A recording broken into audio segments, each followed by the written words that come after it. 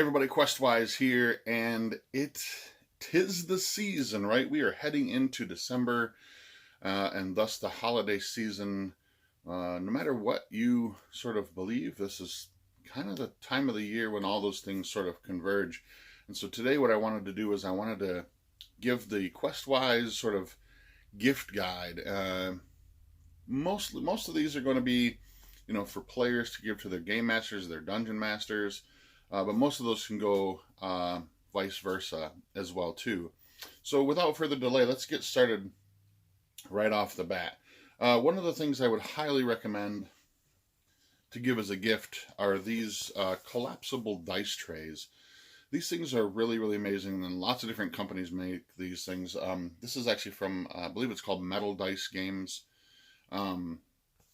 It's kind of leather on the back, faux leather on the back, with a felt interior. Like I said, there's lots of different companies that make these, lots of different styles. Just it happens to be the one that I really liked and picked up at my local gaming store.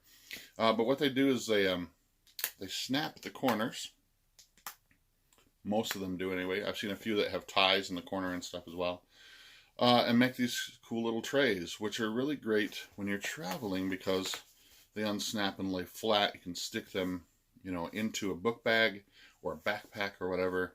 These are really, really great. They hold a lot of dice, and they also are really, really good for people who like to use metal dice, because metal dice can really tear up a wooden table pretty quick, or, a plastic table as well. Very, very loud. This is very nice. So I would highly recommend the first gift being to players or to a game master, to just the gamer in your life. Collapsible dice tray. Very, very cool. Next up is this is a new item from Dungeons and Dragons, Wizards of the Coast. These are the D&D Bestiary 8 notebook set. These things are really, really cool. Even if you're not a D&D fan, they have some pretty iconic monsters inside. It comes in a cool little carrying case or holding tray. And then each one of these has an iconic monster on the cover.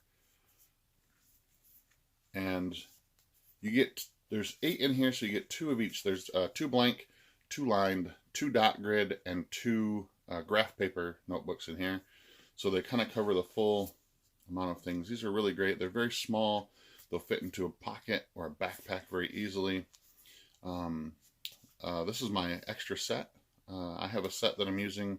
I carry the grid notebook with me, or the graph paper one, and inside it whenever I get bored and I'm stuck somewhere, I pull it out and start making little maps that I can use for further, future scenarios.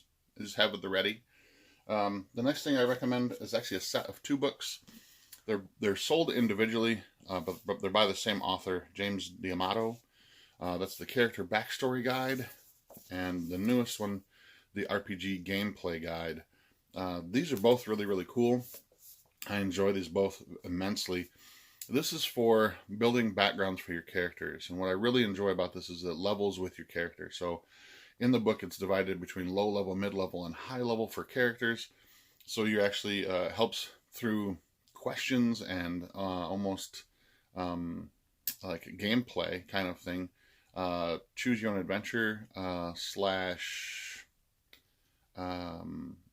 just cool little questions and answers and die roll charts and that kind of stuff, to help you build a background for your character. Gives it some more depth and stuff as well too. And like I said, at mid-level, your character can roll on some different charts to add some more spice to their character as well too. This one is interesting because it is sort of a treatise on how to make your gameplay better, both for gamers, for players, and for game masters as well too. And these both cover basically any type of game that you want to play. They're supposed to be sort of system agnostic. This one tends to lean a little bit more towards fantasy gaming, but this one has a lot of examples that are done through sci-fi gaming and historical gaming and stuff as well too. I highly recommend both of these. Very, very cool. You can find these at most bookstores, as well as game stores and stuff as well too. Next up is, I've reviewed this on my channel once before, the Deck of Many Dungeons, or I should say Axebane's Deck of Many Dungeons. If you just Google that, it'll pop up and you can find these. These are kind of a print-on-demand thing. You're not going to find these in stores, I don't believe. But it's compatible with 5th edition D&D, although I've used it with Dungeon Crawl Classics and a few other games as well too. This is a deck of cards that acts as a deck of cards. It's a full deck of cards, but on each card is a dungeon tile, and I've used them to shuffle them up randomly and just pulled a card from the top of the deck and laid them out on the table, and it creates a mini dungeon, which is really, really cool. Also, the really cool thing about this is on every card, at the bottom, there's a sort of little random table for things that you might find in that particular tile. So it might be a monster, it might be treasure, it might be a fountain or something as well too. There's also a little chart where on each one where you roll and it'll tell you what you hear, or you smell, or you see kind of thing. So it's very, very evocative, very, very cool. Definitely geared towards fantasy gaming, but still one of my favorite products. If you want to check out the review, head back in the catalog and you can see the review of that as well too. Next up is a book by Keith Amon, The Monsters Know What They're Doing. I've talked about this on my Facebook page, but I don't think I've done a review. Maybe I did. This book is very, very cool. Now, it's geared more towards Dungeon Master. So if you are a player getting it for your Dungeon Master, do not be angry with me when the DM or GM unleashes hell upon you. It is geared specifically for 5th edition. At first, I thought maybe it would be used for any kind of fantasy game, but he's very specific on the 5th edition core rules and stuff as well too. What it does is it breaks down by monster type, and then each individual monster within that type as well too. Their sort of motivations. It gives some statistical data. It talks about some game theory and stuff as well too on creatures that they want to survive, they want to live, and here's some tactics that they will use to ensure those types of things as well too. Very cool book.